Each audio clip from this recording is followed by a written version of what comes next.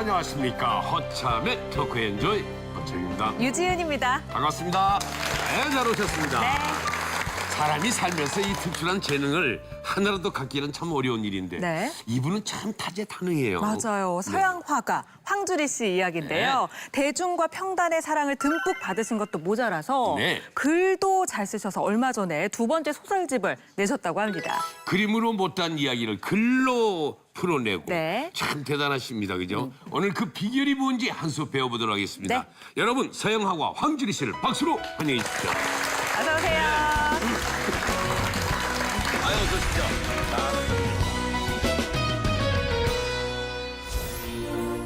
현대미술은 어렵다는 편견을 깨트린 화가 황주리. 황주리 작가는 1980년대부터 화려한 색채와 풍부한 상상력으로 자신만의 독자적인 세계를 구축하며 한국 화단에서 주목받았는데요. 삶의 이야기를 영화처럼 담아내는 특별한 구성은 황주리만의 독특한 브랜드로 평단과 대중들로부터 큰 사랑을 받아왔습니다. 타고난 글솜씨로 여러 권의 책을 내기도 한 황주리 작가의 예술 세계 속으로 함께 들어가 봅니다.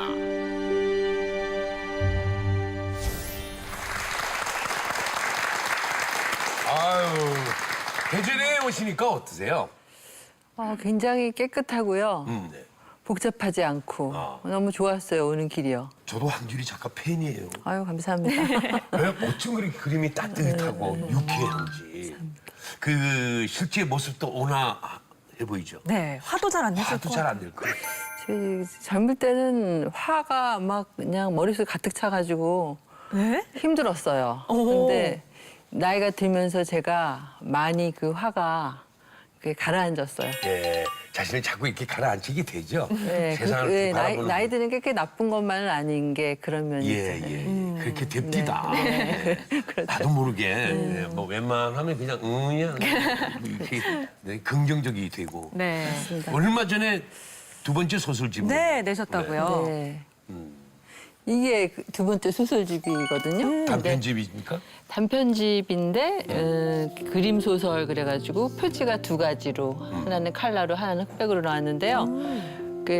사람들마다 이 컬러와 흑백의 이런 심성을 다 같이 갖고 있어요.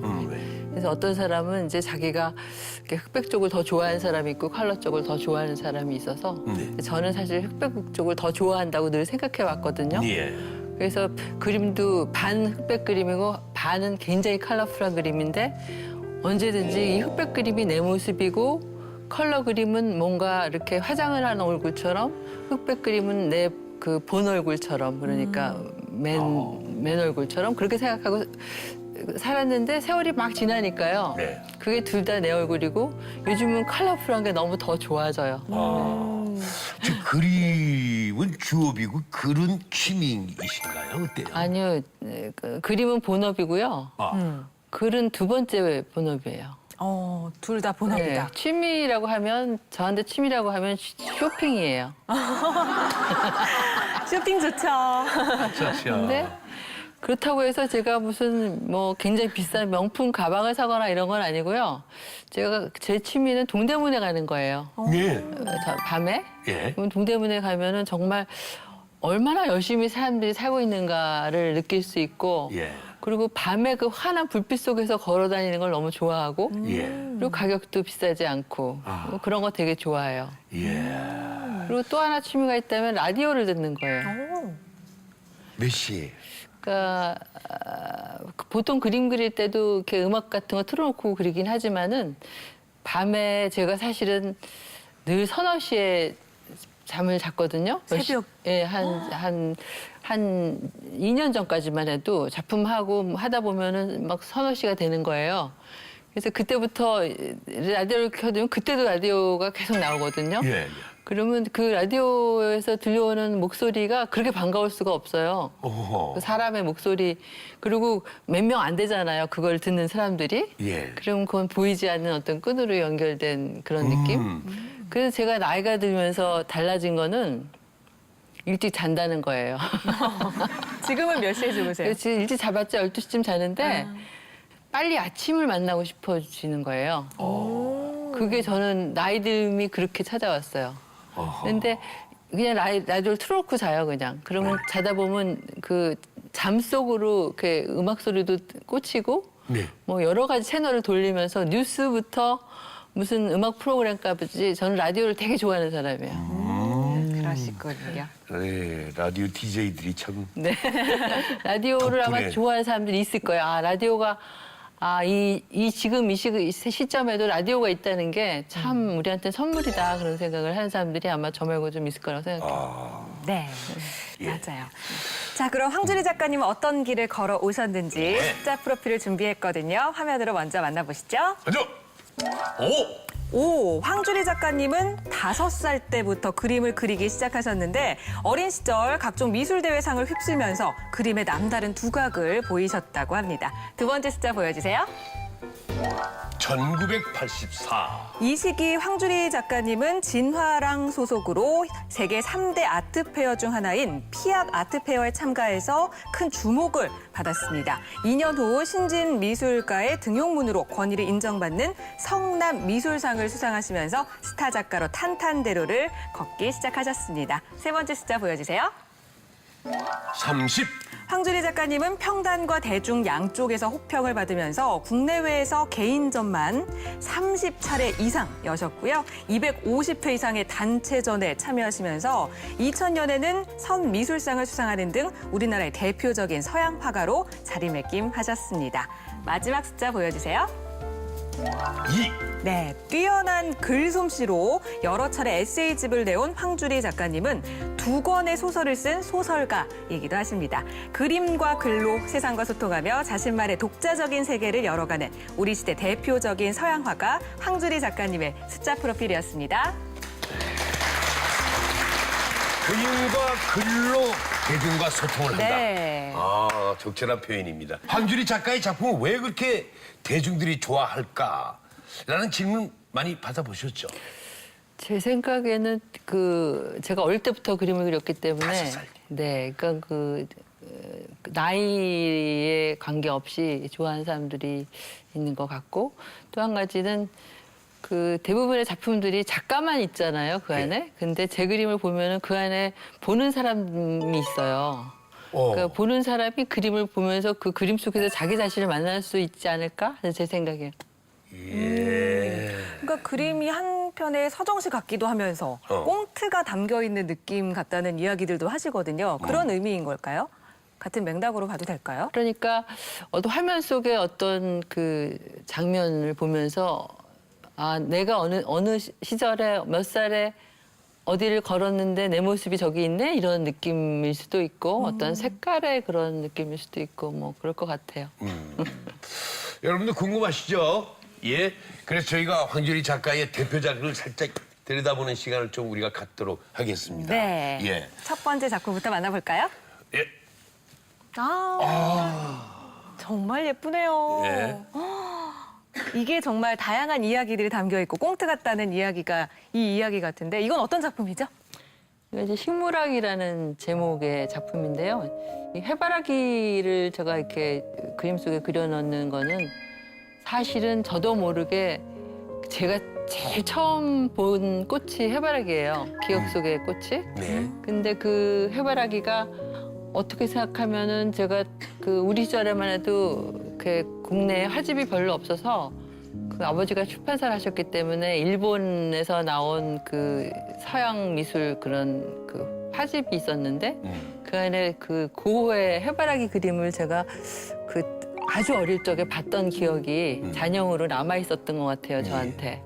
그래서 해바라기의 어떤 해바라기에 대한 그런 선호 뭐 그런 것들 위해서 해바라기 그림을 이제 그리기 시작했는데 이건 아마 해바라기가 등장하게 되는 건 저한테는 아마 2000년대 이후일 거예요. 그게 마음속에만 늘 있었지 그걸 이렇게 그림을 그리기 시작하기에는 그런 그림이죠. 여기는 선인장인데 예, 선인장도 제가 이제 식물학 시리즈 중에 이제 많이 등장하는 식물이거든요. 야, 그 안에 다양한 사람들의 이야기가 서로 이렇게 서로 같이 성장하면서 이렇게 그 어떤 그 줄기로 이어져 있고 서로 이어져 있고 결코 혼자일 수 없는 뭐 예. 각기의 방이랄까 또 동치성. 발레도 있고. 그래서 저기 누가 울고 있는 동시적인, 거 네. 어루만져 주는데 네. 어머니인가? 이거는 이제 자기 자신을 보면 될 것 같아요. 그림을 보면서. 예, 네. 예. 또 선인장 같은 경우는 제가 선인장이라는 식물을 굉장히 좋아해요. 실제로. 그래서 선인장을 가서 보면 그냥 선인장을 봐도 저게 진짜 그냥 다 작품이다 이렇게 느낄 때가 많이 있었는데 이 각 선인장의 방마다 이렇게 그림을 장면들이 그려 넣은 거는 우리가 이렇게 한 시대를 살고 있어도 어떤 사람은 이렇게 살고 아프리카에 가면 몇십 년 전을 생활을 하고 있고 다 각기 다른 자기만의 방을 살고 있잖아요. 어떤 그런 의미로 보면 될 것 같아요. 저기 눈이 하나씩 있거든요. 이 눈도 바라보는 사람이 대화를 하는 눈일 수도 있고 따뜻하게 지켜봐주는 눈일 수도 있고 때로는 감시 카메라처럼 감시를 하는 눈일 수도 있고 이제 다중적인 의미를 갖고 있습니다. 이게 이야기가 다 담겨 있다 보니까 어떻게 보면 인생을 하나 보는 것 같은 네, 느낌도 그렇죠. 있어서 네. 딱 볼 때 철학적으로 좀 접근하게 되는 그런 마음도 있거든요. 그런 거 좀 의도하신 건가요? 의도는 없어요. 그냥 보는 사람이 따라 그렇죠. 예, 자유롭게 보면 된다고 생각해요. 그럼 식물학은 선인장과 해바라기 또 다른 식물도 그리고 있나요? 백합도 있고 뭐 아직도 지금 아직 출현하지 않은 그런 식물들도 있을 것 같고요. 네. 그 60년대에 앨런 긴스버그라는 시인이 플라워 파워라는 말을 이렇게 만들어냈어요. 그러니까 플라워 파워라는 말은 뭐냐면은 그 당시에 그 히피들이 그 머리에 이렇게 꽃을 꽂고 무슨 전쟁을 반대하고 반전을 주장하면서 어떤 사랑과 평화를 외치고 그러던 시절에 그 앨런 긴스버그라는 사람이 플라워 파워라는 거 그 당시에 월남전이 팽배해 있고 이럴 때 어떤 전쟁을 반대하고 어떤 평화를 기원하는 그런 그 운동의 하나로 플라워 파워라는 게 굉장히 그 성행했었는데 그 당시에 샌프란시스코라는 왜 노래가 있잖아요. 샌프란시스코에 가면 머리에 꽃을 꽂는 거를 잊지 마세요. 뭐 그런 굉장히 유명한 노래가 있어요. 네. 그 노래가 그 당시에 널리 젊은이들 사이에 퍼져서 그 체코 프라하에서 그 민주화 운동이 일어났을 때 그 노래가 광장에 울려 퍼지면서 그 사람들이 그 반전 운동을 하고 자유를 위한 외침을 했다고. 네. 근데 저는 이제 저의 그 꽃 그림은 어떻게 생각하면 그런 의미의 그런 의미에서 태어난 그런 거라고 생각해요. 이 작품은 또 어디입니까 저기? 여기는 시크로드의 명사산이에요. 거기에서 이제 그 제가 느낀 거는 거기에서 살아가는 원주민들과 관광객들과 그들을 사진 찍는 사람들의 그 조화가 마치 무슨 영화를 찍는 세트 같은 그런 순간을 저한테 이렇게 느끼게 해서 그런 걸 작품으로 한 거예요. 좀 뭘 이고 가는 것은 이제 원주민. 예, 그렇죠. 예. 예, 저기 가족들이 네. 촬영을 하는 것 같아. 뭘 멀리 바라다 보는 거야. 그 한 그루의 나무가 전부 다 고목인데. 굳굳이 여러 시절을 건디면서 그곳에 존재하는 그런 살아있는 나무는 아니죠. 그렇죠. 예. 예, 예. 아니 정말 이야기가 다 따로따로 담겨있는 네, 옴니버스식 네. 구성이잖아요. 이 구성을 딱 생각해낸 계기가 있으셨던 건가요? 그러니까 저는 선천적으로 어떤 풍경을 볼 때 거기에 없는 다른 그런 풍경들이 한꺼번에 떠오르는 그런 면이 있어요. 하나만 떠오르는 게 네, 아니라 여러 가지 이렇게. 아유, 저 사진인 줄 알아, 사진. 아, 저 배경은 사진이에요. 맞네. 네. 잘 보내, 흑차비도. 제가 배경을 사진을 찍어서 그 위에다 그림을 그린 거예요. 아, 그렇구나. 사진과 그림이 합쳐진. 왜냐하면 이게 사진 풍경을 그리고 그 위에 그림을 그리는 것보다는 완전히 다른 어떤 아주 생경하게 다른 분위기를 보여주기 위해서 완전히 사진적인 분위기에다가 이렇게 얹히는 거죠. 다음 작품 그렇습니다. 만나볼게요. 이 작품은 어떤 작품인가요? 베티라는 불독인데요. 예. 제 동생의 개예요. 제가. 네. 그래서 2000년생인데 한 2살쯤 됐을 때 제 작업실로 데리고 온 거예요. 걔네가 아파트에서 이제 이사를 들어가서. 그래서 저 녀석하고 한 4, 5년을 계속 같이 있으면서 그림을 그린 거예요. 계속. 근데 왜 그 사진 작가가 어떤 사진을 찍을 때 가장 좋은 사진은 그 상대를 사랑할 때 나오는 사진이라고 그러거든요. 예. 근데 제가 그린 그런 그 초상 중에서 저 베티의 초상이 최고로 좋은 그림이라고 생각해요, 저는. 그만큼 그만큼 베티에게 사랑했다는 얘기 같아요. 아유, 나도 저 강아지 한 마리 키우고 있는데 네. 한 번도 그런 감정을 느끼면서 그림으로 옮겨본다는 게 없었는데 역시 작가님들은 달라요, 그러니까요. 그죠? 뭔가 어? 이게 사람처럼 네. 이게 그래서 손해보고 있는 게 35점의 작품으로 남았어요. 그게 이 소설의 첫 챕터에 그 얘기가 나오는데요. 작가님을 가리켜 흔히들 뭐라고 그러죠? 도시의 사냥꾼이다. 사냥꾼이다. 뭐 이런 얘기들을 하시더라고요. 도시 사냥꾼이라는 말은 좀 무섭고요. 도시 이미지를 많이 담으셔서 그런 네, 도시 얘기가 이미지를 채집하는 걸 좋아하죠. 채집사. 예, 좋아하고 그 제가 태어난 게 그 광화문의 내수동 그 막다른 골목 대문집이었거든요. 그 전봇대 하나 있고 예, 그래서 맞아요. 네? 예, 맞아요. 전봇대 하나 있고. 전봇대 다 있지 않나? 그래서 이거 전봇대 다 있어요.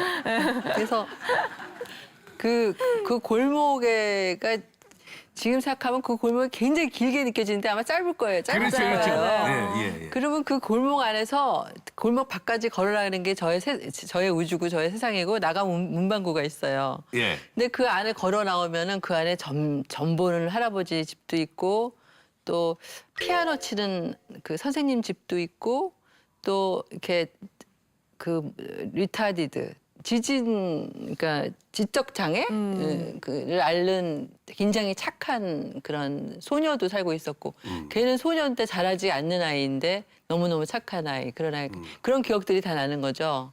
그게 세상인데 지금 그 도시는 거기서 시작돼요. 도시의 어떤 이미지는 예. 저한테 박혀 있는. 야, 제가 어릴 때 예. 그 신장로가 있었는데 우리 집에서 걸어내 오려면은 엄청 멀었거든요.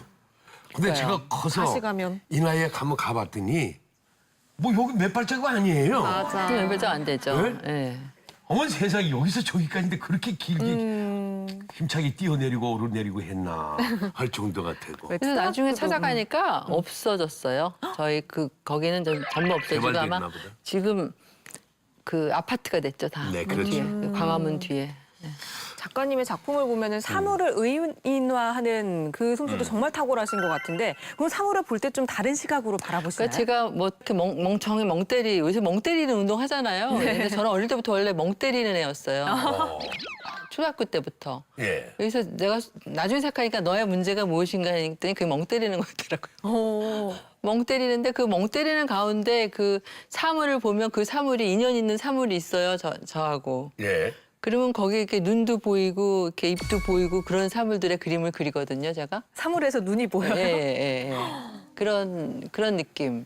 우와, 돌에도 오, 이렇게.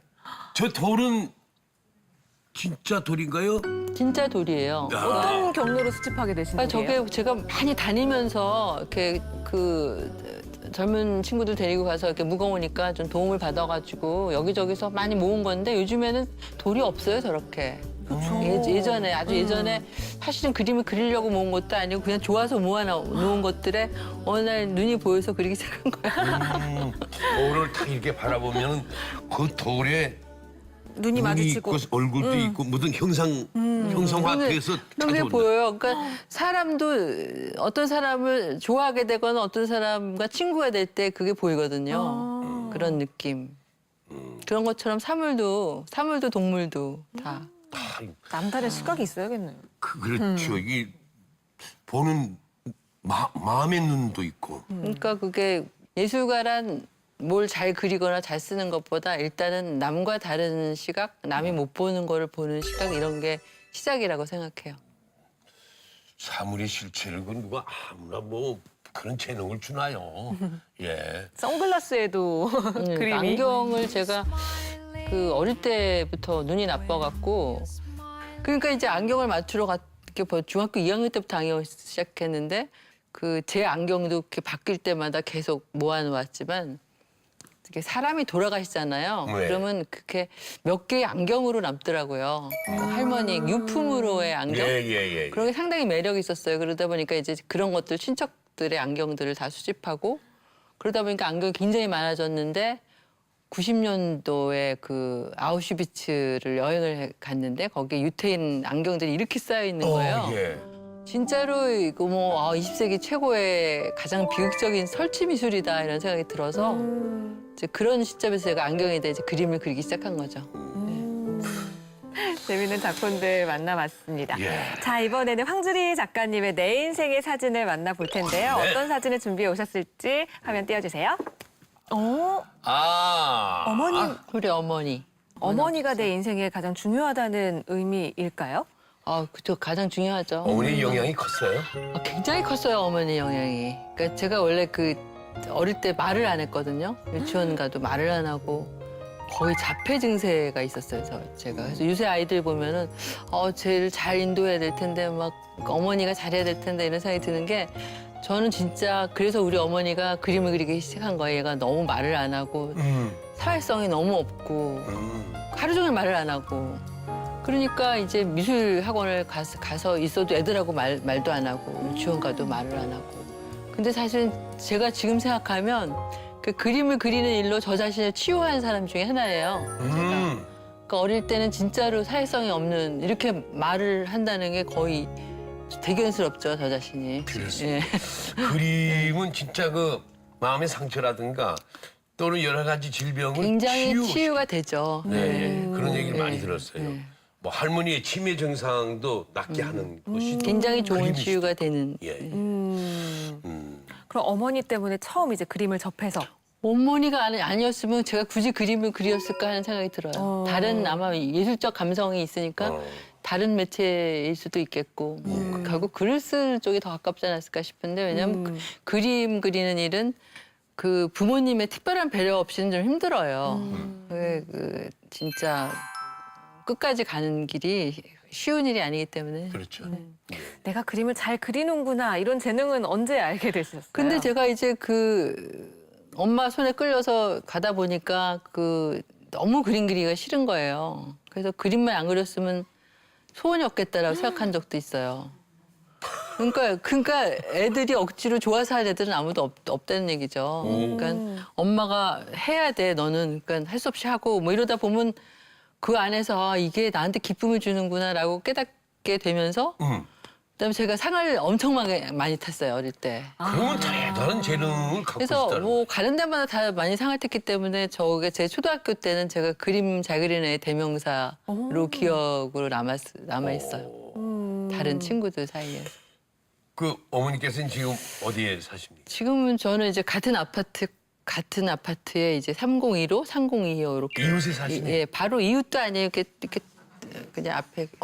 아니 왜 그럼 같이 사시지 왜 따로? 저는 작업실이 필요하니까 널찍한 작업실 필요하고 밥은 같이 가서 어머니랑 먹고 드시고 황 작가님의 일을 어머니가 약간 매니저처럼 일을 우리 봐주신다고 어머니의 들었어요. 매니저 지금 87이 우리 나이로 87인데 예?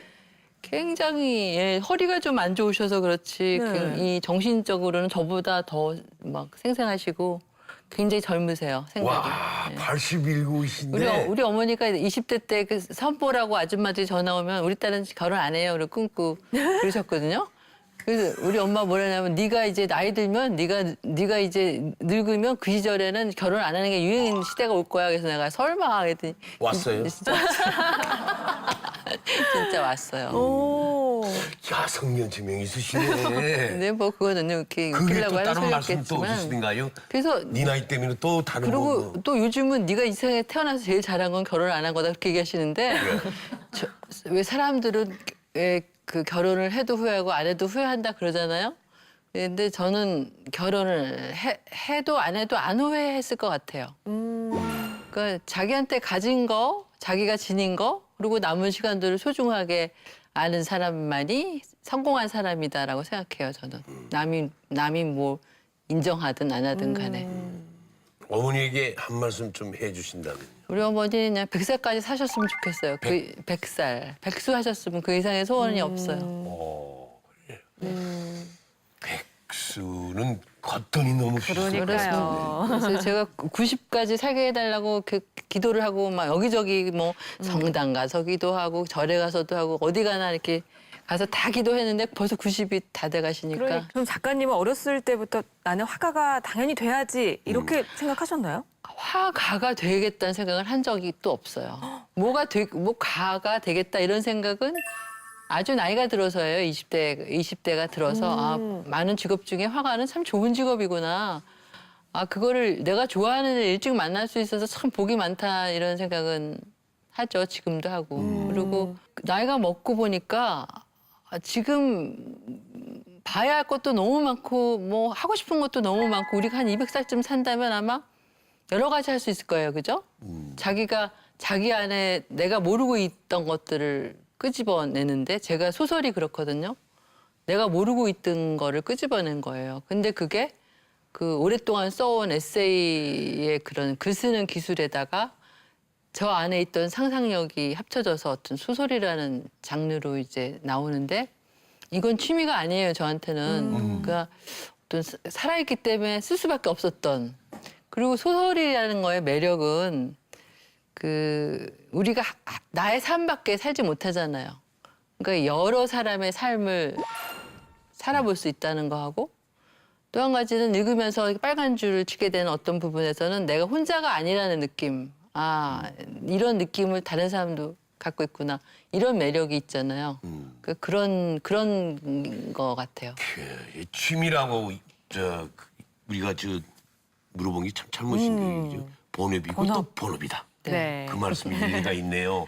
줄이라는 이름 참 독특해요. 네. 지금은 줄이라는 이름이 참 많거든요. 예. 지금은 많아요. 근데 저희 때는 그게 드물어서 맨날 광줄이라고 사람들이 막 놀리고 네. 애들이 막 부르고 그랬는데 그 이름은 저희 아버지랑 절친이셨던 지금 시인 마종기 선생님의 아버님, 그 아동문학과 마혜동 씨가 지어주신 이름이에요. 그래서 저희 아버지가 출판업을 하셨기 때문에 줄에도 서주시고 우리 엄마 아버지 결혼할 때 그러면서 그러셨대요.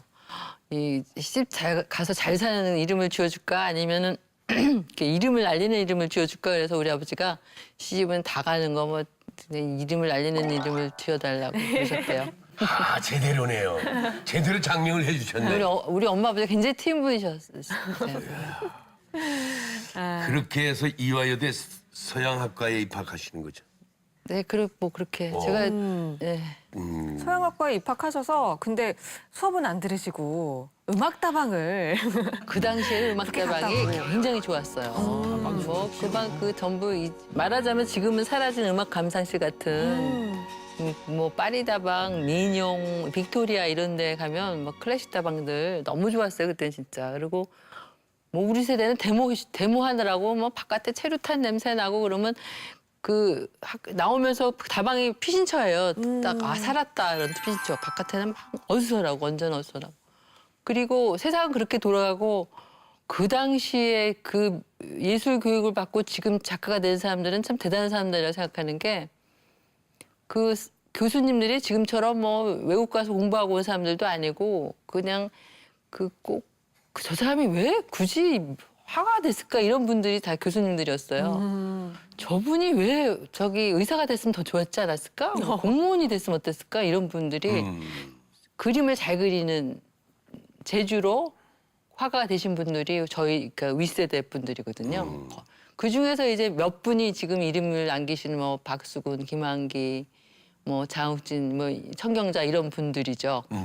그분들 중에서 아주 남다른 분들이. 근데 대부분의 분들은 다 그런 교육을 받고 굉장히 제도화된 교육을 받고 이건 안 된다, 이건 된다 이런 게 너무 많고 예술가는 우리는 교육이 딴 게 아니라 넌 이렇게 그려가 아니라 어떤 정신을 심어주는 게 교육이라고 생각해요. 근데 이런 식이에요, 선생님이 이를테면. 너무 열심히 하는 사람들은 있잖아. 나중에 보니까 일찍 죽더라. 뭐 이런 말씀을. 웃기고 뭐 인간적인 얘기긴 하지만 그러니까 차라리 그런 음악 다방에 앉아서 책을 읽고 뭐 릴케를 보고 뭐 말테수기를 보고 무슨 뭐 헤세를 읽고 이런 것들이 너무 행복했던 이게 핸드폰이 없으니까 네. 이 세상에 당해질 수 없잖아요. 그 당시엔 그런 게 없었기 때문에 정말 그 아날로그적인 그런 그 소양을 쌓을 수 있었다는 그런 좋은 점이 있었던 것 같아요. 그 어머니께서 야단치시지 않으셨어요? 저희 어머니는요, 그 당시에도 담배를 굉장히 많이 피셨거든요. 그리고 지금은 담배가 나쁘다고 다 생각하고 저도 담배 끊은 한 20년 됐는데 저도 담배를 굉장히 많이 피웠어요, 옛날에요. 그러면 학교 앞 다방에서 담배 피우고 그러면은 와서 이렇게 뭐 피지 말라고 그러고 뭐 그러던 시절인데 지금은 그냥 건강이 나빠서 피지 말라는 거죠. 그때는 여자기 때문에 못 피는 거예요. 그렇죠. 네, 남자들은 다 피고 담배 피다가 들켜서요. 교수님이 집에 전화하셨어요. 어머. 딸이 담배 피는 거 아니냐고. 예. 그랬더니 안다고 하셨을 것 저희 같아요. 아버지가 아니 지금 예술가가 되는 사람이고 담배 피러 갖고 놀라시냐고 그래갖고 저희 교수님이 지금도 그런 얘기 하세요. 니네 아버지가 참 대단한 분이시다. 와. 그러시더라 내가 전화했더니. 네. 그런 자유로운 분위기에서 이제 자신만의 그 미술관을 확고하게 매김하게 되시고 대학원을 졸업하고 나서는 이제 바로 인정을 받게 되셨다고 하더라고요. 해외에서. 네, 해외에서도. 왜냐하면 지금 생각하니까 그 자유로운 그런 교육 우리 세대만 해도 그런 교육을 받지 못했고 네. 굉장히 그 억압된 정치, 경제, 사회 문화가 전체적으로 좀 억압된 그런 상황에서 그 자유로운 느낌의 그런 작가가 우리나라에 그 당시에 별로 없었던 것 같아요. 그런 게 어떤 서해에 가서는 이렇게 뭐 뉴욕이나 파리 같은 데 가서는 그게 이렇게 그런 게 아니었던 것 같아요. 그렇죠. 예. 누구나 다 여기 있으면 다 이해했을 거예요. 여기는 너무나 이제 획일적인 거니까. 예. 어떻게 보면 무명 시절 없이 바로 스타가 되신 셈이네요. 스타 작가가. 그런 생각은 별로 안 하고 나이 들었어요, 저는. 그러니까 남이 나를 어떻게 본다라든지 내가 뭐 잘 나가고 있다라든지 그런 생각 없이 그냥 늘 외로웠어요. 삶에 대한 투정, 자기 연민 이런 거거든요. 이 세상에 외롭지 않은 사람이 어디가 있겠어요, 천지에. 이런 색깔이 다를 뿐이지. 네. 근데 거기에서 제가 이제 그 외국 생활을 오래 하고 뭐 이러면서 제가 제 스스로 이렇게 깨진 거예요. 그래서 여러 죽음을 만나고 이러면서 우리가 가는 길이 다 외로운 길이고 내가 이 지금 젊은 시절에 연습했던 고독은 말년에 누구나 만나게 되는 그런 지루하고 외로운 그 말년을 위한 100만 불짜리 고독 연습이었다 이런 생각이 들면서 누구나 다 해요. 설거지를 하면서도 하고 청소를 하면서도 하고 다 하죠. 그거 다 그런 손으로 하는 모든 것. 네. 제가 요즘 설거지하는 법을 배워가지고 세탁기 돌리는 것도 배우고 그런 것도 다 재밌잖아요. 재밌긴 뭐가 재밌어요. 재밌다고 생각하면서 하시면 재밌어요. 빨래 넣을 때는 재밌습니다. 네, 그렇죠. 그래요? 빨래 넣는 거 재밌어요. 그리고 네. 빨래 다 널고 말려서 갤 때가 재밌더라고요. 글쎄. 또 수건들이 탁 놀라시는데요, 네, 다들. 탁탁탁탁 개가지고 욕실에 탁탁 얹어놓고 그러니까 재밌다고 생각하는 연습이에요. 연습을 그러다 보니까 이제 설거지하고 햇빛 좋은 데 가서 말리는 것도 되게 재밌고 그러니까 그게 재밌어요. 예. 그러다 보니까 무청 쓰레기도 말려서 먹는 재미도 있고 농촌에서 살거든요. 그러니까 그럼요. 네. 그리고 1987년 이제 뉴욕으로 네, 유학길에 오르게 되시는데 10년간 머물다 오셨어요. 짧은 시간이 아니었어요. 10년이지만 뭐 저희 어머니가 뭐 매일 전화를 하시니까 전화비가 너무 많이 나오는 거예요. 저도 하고. 그리고 바깥에 나가면은 사람들이 지금이지 초저녁인데 집에 들어가냐고. 그럼 엄마가 지금은 핸드폰이 없으니까 집에 엄마가 전화가 올 거라고 그러면 서울에 있으나 뉴욕에 있으나 엄마가 전화 와서 집에 들어가는 애가 어딨어요. 나이 30이 넘어서. 네. 그러다 보니까 자주 왔다 갔다 했어요. 엄마도 자주 왔다 갔다 하시고. 예. 뉴욕에서의 작가로서의 삶은 어땠을까 좀 궁금해지네요. 처음에는 진짜 정말 이렇게 사막에 떨어진 것 같은 그런 외로움. 다들 그렇게 말씀드렸더라고요. 있었는데 그러면서 그 이전에 그 유학을 갔던 사람들은 어땠을까 이런 생각도 들었고요. 또 그 이전에 뭐 무슨 이미륵이나 이런 사람들, 제가 이미륵 책을 되게 좋아하거든요. 압록강은 흐른다. 그런 사람들은 어땠을까 굉장히 생각하게 되더라고요. 그래서 그 시절에 제가 굉장히 좋아했던 책이 그 압록강을 흐른다였어요. 아, 내가 지금 이 문명 시대에 이렇게 살고 있는데 그분들은 어땠을까 이런 생각을 하면서 많은 위로가 됐던 기도 했고. 그러면서 그 그림을 굉장히 열심히 그리게 되죠, 당연히. 그 외로움에서 나는 외로워. 근데 그 외로움을 그림을 그림으로써 그것도 치유하는 거죠. 근데 그게 그 습관이 매일매일 그림 그리는 습관이 지금 와서 저의 가장 큰 재산 중에 하나라고.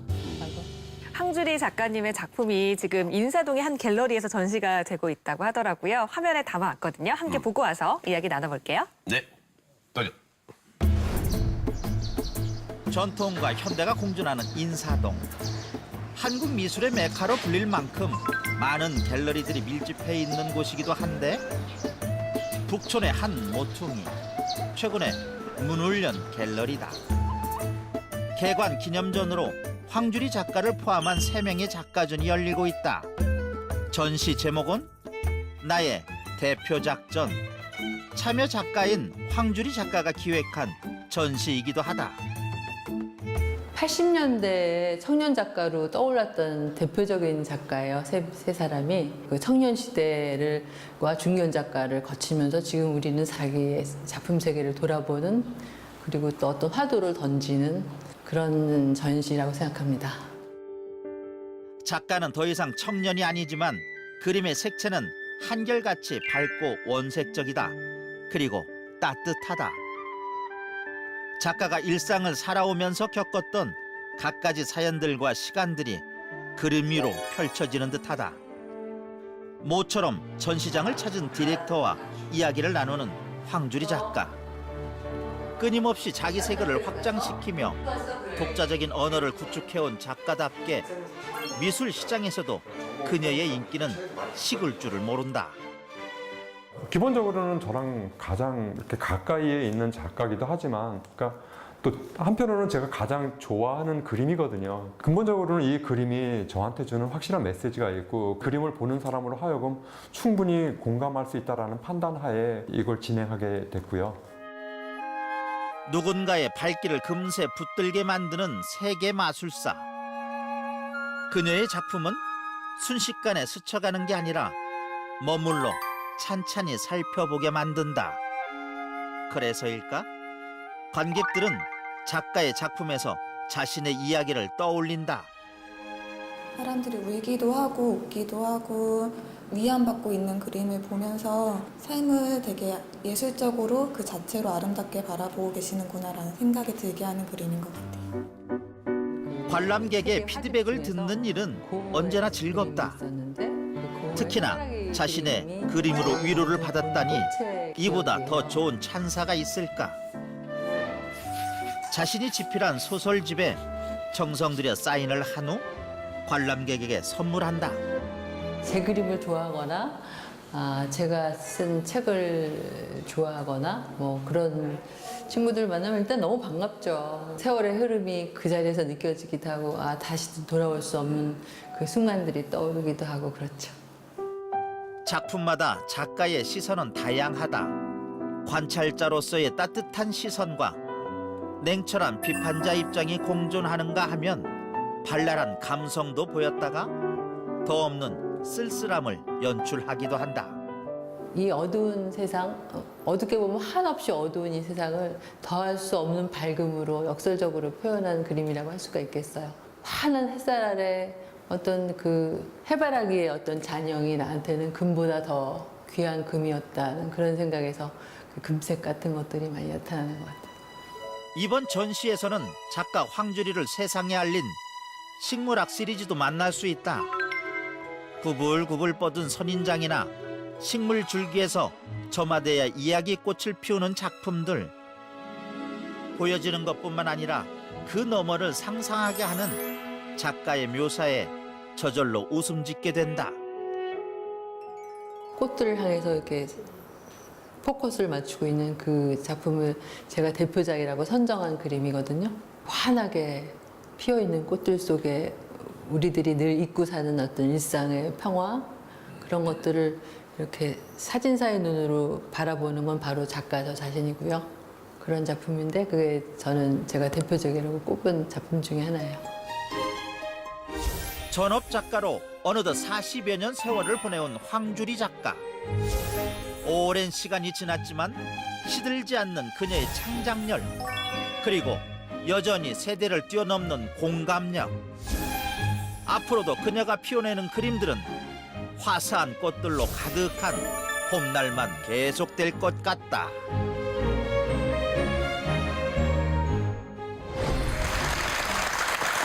관람객들이 자신의 작품들 앞에서 감상에 젖으면 그 작가로서는 참 뿌듯하죠.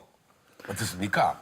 그거는 그 작가 제가 제 그림을 보고 있는 관람객을 볼 때 뿌듯한 거는 이제 뭐 좀 뭐라 그럴까 좀 매너리즘에 빠졌죠 제가. 그 첫 전시했을 때 그런 감동은 없지만 네. 그러나 이제 그 선생님 전시에 제가 15년 전에 엄마나 따라왔었어요. 막 이런 사람이 어른으로 성장해가지고 네. 그런 건 굉장히 감동스러워요. 그럼 첫 전시 때 느낌은 어떠셨어요? 첫 전시 때 느낌은 제가 결혼을 안 해봐서 결혼할 때 그런 느낌만이 아닐까 싶기도 한데 저 허전함이 분명히 있을 것 같은 인생 종친 것 같은 느낌이 있을 것 같은 그게 첫 어떤가요? 전시 했을 때 그게 와요. 허전함. 네, 그런 허전함. 저런. 내가 다시 그림을 그릴 수 있을까? 이런. 내가 다시 자유를 느낄 수 있을까 하는 것 같은 그런 느낌처럼. 근데 이제 거기서 이제 그게 시작이죠. 아니 소설은 어떻게 쓰게 되신 거예요? 이렇게 백일장 같은 거 하면은 이렇게 상도 많이 타고 그랬는데 그러다 보니까 이제 아버지가 출판사를 하고 그러시니까 그 맥락으로 뭐 신문 칼럼이니 뭐 글을 많이 쓰게 됐어요. 그래서 에세이집이 한 5권 그 정도 나왔는데 도정일 선생님이라고 문학평론가가 계셔요. 이렇게 얘기하시는 거예요. 그림 소설을 연재를 해보라고 저한테 그 전시회에 오셔서. 그림 소설. 네, 그래서 그림 소설이요? 그랬더니 그 현준 씨 그림 보니까 저게 다 소설이네 그러시는 거예요. 그래서 내가 몰랐던 거예요. 그거는 생각을 안 했던 부분. 아 그래 그 말이 되네. 그랬더니 그분이 얘기하시는 건 그림 한 커트에 한 줄짜리 소설을 쓰라고. 요즘에는 그 손바닥 소설이라는 게 서양에서는 많이 유행이니까 한 줄, 2줄 쓰고 그림을 이렇게. 그래서 처음에 그렇게 시작했어요. 그렇게 시작하다 보니까 제가 몰랐던 제 안에 그런 제가 만났던 수많은 사람들, 예를 들어 제가 뉴욕에서 10년을 있으면서 뭐 뉴욕에 와서 어릴 때 부모한테 버림받고 입양을 해서 왔는데 뭐 살았던 사람들부터 뭐 얼마나 많은 사람들을 만났겠어요. 예. 내 이웃들, 내가 부딪혔던 모든 사람들의 어떤 기억들이 다 어떤 소설의 그런 그 재료더라고요. 그러니까 그러면서 이제 그러면 한번 소설을 써보자 그러면서 시작한 게 이게 그림 소설이 된 거예요. 그래서 저는 자기가 몰랐던 자기 안에 어떤 거를 이렇게 끌어내주는 어떤 사람의 한마디, 어떤 사람의 책 속의 한 문장 이런 게 굉장히 중요하다고 생각해요. 어떤 교육보다도. 그걸 만난 사람은 굉장히 귀인이죠. 그런 책 속의 글 한 줄, 어떤 사람의 말 한마디. 그래서 저도 어떤 내가 모르는 사람들한테 그런 사람이 돼주고 싶어요. 그 화가로서의 장점이랄까 사파를 본인이 직접 이제 그리시잖아요. 그렇죠. 이렇게 하기에 그림에 글까지 쓰는 경우는 정말 또 드물거든요. 에세이를 쓰고 거기에 이제 사파를 그리는 경우들은 있는데 네. 저 같은 경우는 이게 사파라기보다는 서로 이해를 도우면서 독립적인 거예요. 그림과 소설이. 그러니까 그림을 보면서 이렇게 소설 속의 어떤 장면들을 더 이해하게 만들고 또 거기에서 소설 속에 없는 어떤 생뚱한 장면이 그림으로 나타나기도 하고 뭐 이래서 사파하고는 좀 다르죠. 뭐 그림 그리는 거나 글쓰기나 둘 다 본업이지만 두 가지 비교해보면 또 어때요? 그런데 두 가지 비교하면 분명히 그거는 저는 화가로 남기를 바래요. 화가라는 네. 이름으로. 예. 왜냐하면 제가 그만큼 시간을 많이 투자하는 게 그림이기 때문에. 그리고 소설은 어떤 제가 뒤늦게 만난 가능성. 그리고 앞으로 가능하다면 그게 무엇이든 가능한 것을 끝까지 해야 된다고 생각해요. 우리한테 주어진 거, 가능한 것. 글쓰기 소재는 주로 어디에서 찾습니까? 그 예를 들어 제가 여행을 많이 하잖아요. 그러면 그 뭐 여행 중에서도 그렇고 조금 아까 제가 뭐 분장실에 들어가서 제가 이렇게 분장을 이제 분장사 아가씨가 거기서도 잠시 저는 이제 멍 때리면서 약간의 소설의 구상 같은 게 떠올랐는데 어떡해요? 그러니까 어디서나 이런 게 떠오르는 거죠. 어디서나. 그러니까 이를테면은 제가 그 NGO 단체로 아프리카에 가서 이제 아이들 재능 기부 네. 그림 가리키는 이렇게 여행을 했거든요. 네. 나이로비로 해서 뭐 탄자니아에서 쭉 가는데 그 케냐 나이로비에서 지도에도 없는 그런 데가 사막이 있어요. 그럼 거기 경비행기를 타고 들어가요. 예. 경비행기를 타고 들어가는데 거기 경비행기 운전사가 있더라고요. 네. 근데 그 사람을 제가 인터뷰를 했어요. 여기 너는 어떻게 해서 여기 와서 경비행기를 운전을 하게 됐느냐. 그러니까 자기는 보스턴에서 대학을 다니고 아프리카 여행을 왔다가 아프리카 좋아서 그냥 여기 눌렀대요. 눌러서 살게 되었다. 근데 그 비행기를 타고 그 지도에도 없는 그 오지에 떨어지니까 아무것도 없어요. 애들이 조만조만한 애들이 사진을 찍으면 이렇게 뒤에 와서 손을 딱 잡아요. 지그시 딱 잡아요. 여러 아이들이. 예. 그게 누구 손인지는 알 수가 없어요. 근데 그 손의 감촉이 너무너무 따뜻한 거예요. 이게 사람과 사람의 만남이지라고 생각하게 하는 굉장히 드문 경험이었거든요. 뭐 그러면서 그 비행사가 거기에 있는 그 우리나라 선교사 목사 부부가 있었어요. 근데 그 목사 부인이 굉장히 청초한 느낌의 그런 분이었는데 그 조종사하고 제 상상 속에서 이제 소설이 이 안에 있어요. 바오밥나무를 좋아하세요. 그런 식으로 어떤 실제 인물의 저의 어떤 그 상상이 예. 아마 많은 소설들이 그렇게 쓰여질 거라고 생각해요. 예. 운전사가 아니라 조종사야. 죄송해요. 운전 나도 지금 그 비행기 자동차인가요? 운전사에서 경비행기 조종사. 근데 예. 그거를 또 주인공으로 쓰게 되는 데는 밑바탕에 제가 어릴 때 읽었던 생텍쥐페리의 어린 왕자부터 해서 그게 여러 가지가 겹쳐지는 거죠. 그래서 그렇게 소설이 나오는 것 같아요. 어느 소설가가 글쓰기를 하고 쉬는 시간에 글 읽기를 한다. 하루 종일.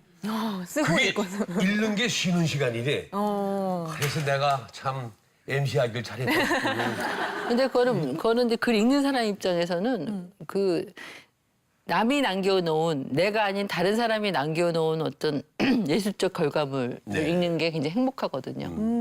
그러니까 아까처럼 내가 어떤 책을 읽었을 때 여기 빨간 줄을 그으면서 여기 내가 있네. 나랑 생각이 같은 사람의 어떤 면서 또 내가 나하고는 전혀 다른 어떤 낯선 느낌을 주면서 막 책에 빠질 때가 있잖아요. 있어요.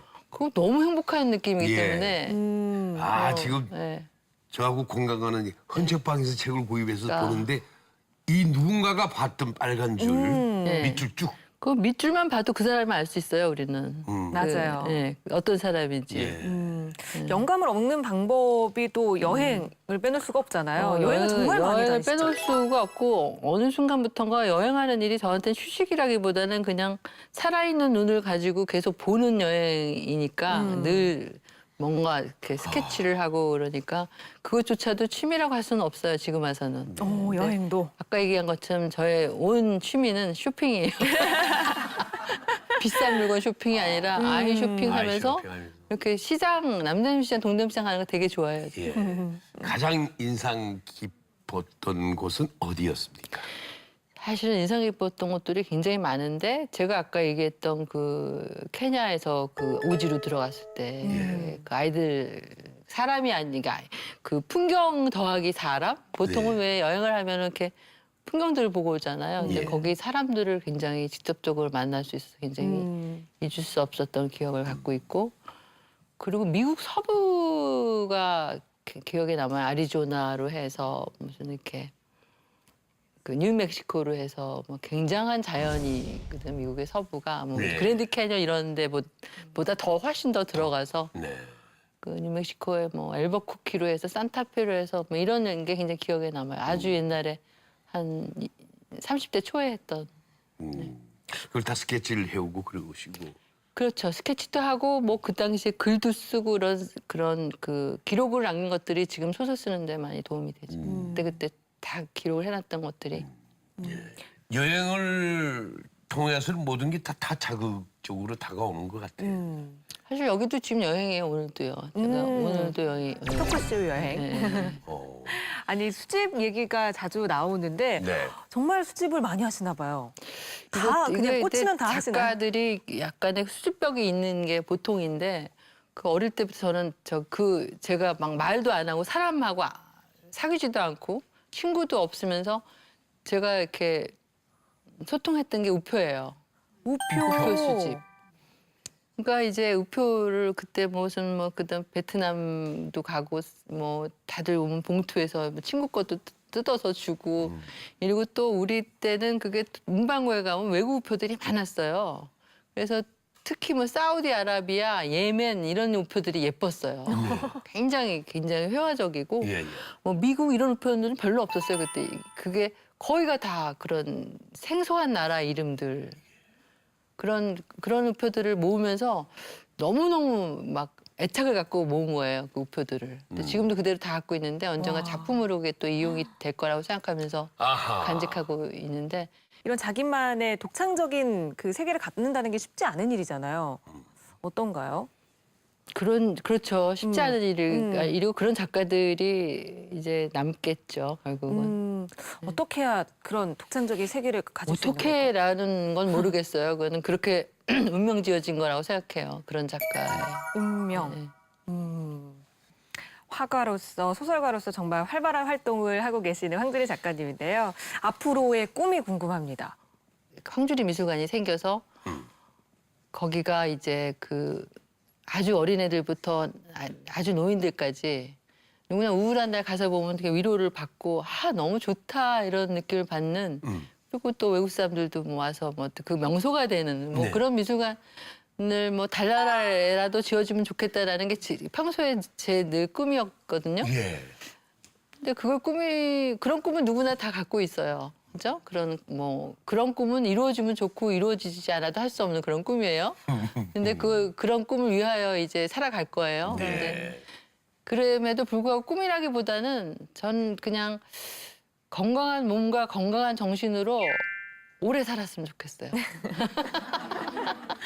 할 수 있는 것들 많이 하면서. 너무 볼 게 많고 네, 너무 뭐 할 할 게 것도 많고 그게 꿈이에요. 아, 참 소박한 꿈이신데 굉장히 원대한 꿈이구나. 꿈이에요.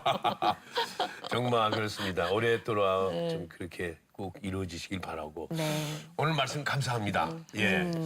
자신만의 독특한 어법으로 우리 화단을 이끌고 있는 그 황주리 작가와의 속 깊은 이야기 오늘 함께 하셨는데 어떻게 들으셨는지요? 좋았다 생각하시고 박수 한번. 감사합니다. 앞으로도 좋은 글과 그림으로 더욱더 사랑을 함께 나누시기 바랍니다. 네, 수고하셨습니다. 감사합니다. 네, 감사합니다. 네, 그다음에 토크엔조이는 또 여기서 인사드리겠습니다. 네. 다음 주에 또 만나뵙겠습니다. 고맙습니다. 아이, 수고하셨습니다. 이게 설명이 필요할까요, 이게?